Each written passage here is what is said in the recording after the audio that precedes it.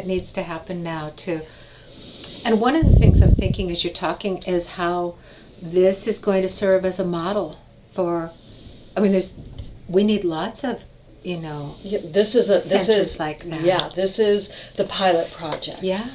And when we bring in an indigenous culture, a new culture every month, so the youth in the program get to work with 12 indigenous wisdom keepers. To so much. Really deeply working with them and exposed, then they're going to be the leaders for the next world. Right. So it's training teachers. It's exciting too when I look at what's going on with the millennials now. They've all been woken up by this election, My son has a degree in political science, and he says it's called accelerationism. He says when somebody takes a position, they're either elected or running for office or something, if they take an extreme position, it galvanizes this other way that brings so many people together. So even without, that's a point in time and a point in history when this really happened, but what the three of us are talking about is something we've been seeing and working on all our lives, basically adding to the dream in layers and always dreaming. And everything we've seen since we were young children, we've been processing. Okay, what's going to make this better? What's missing? Who's being left out? What's the next way to bring love? Because adding to the dream, what hasn't always been the dream, it's been very me.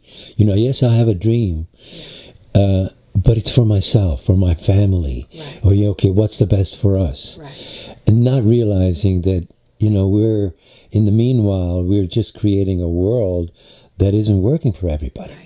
And we're coming to a point where we're realizing that if it isn't working for anybody, it's not going to work. Everybody, it's not working for anybody. Individually. Right. You mentioned... So this thing about dreaming is the expression of the dream needs to be coming from the heart with one intention. Right. And that is, it's for the good of all. Of everyone.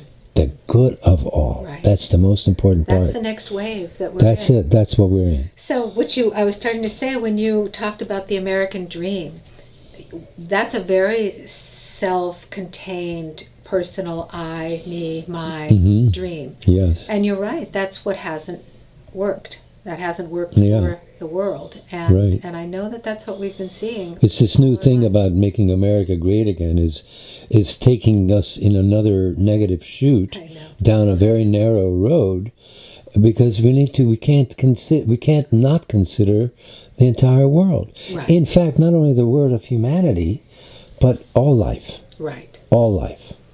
Including the plants and the water. And now I don't think it's going to last too long. There's too many people like us who are pushing back and caring and loving, and even people who thought that this was going to be the answer are seeing, no, this, there's been too much collusion. There's been too much, too much darkness.